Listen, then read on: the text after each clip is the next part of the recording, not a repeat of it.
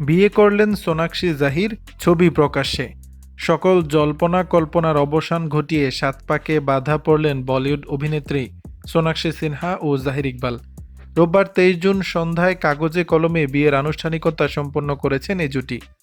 আগে থেকেই সাদা পোশাকে বিয়ের আসরে উপস্থিত হওয়ার পরিকল্পনা ছিল সোনাক্ষী জাহিরের। সেই পরিকল্পনা মাফিক সাদা শাড়িতে সেজেছিলেন কনে সোনাক্ষী, সাদা পাঞ্জাবি গায়ে দিয়েছেন জাহির।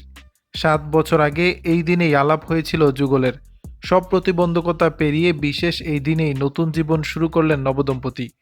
বিয়ের পরপরই সামাজিক যোগাযোগ মাধ্যমে নিজেদের ছবি শেয়ার করেছেন সোনাক্ষী।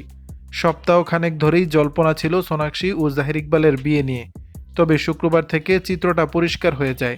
মেহেন্দির অনুষ্ঠান থেকে শনিবার অভিনেত্রীর বাড়িতে পূজা পাঠ সবকিছুই ক্যামেরাবন্দী হয়েছে। রোববার আইনিভাবে বিয়ে সারেন এই জুটি। বিয়ের আগে বান্দ্রার একটি মসজিদ থেকে বের হতে দেখা যায় জাহিরকে। সেখান থেকে আশীর্বাদ নিয়ে নতুন পথ চলা শুরু করেছেন তিনি। এদিন রাত 8টা থেকে শুরু হয়েছে সোনাক্ষী জাহিরের রিসেপশন অনুষ্ঠান। নিমন্ত্রিত অতিথিদের জন্য রয়েছে বিশেষ ড্রেস কোড।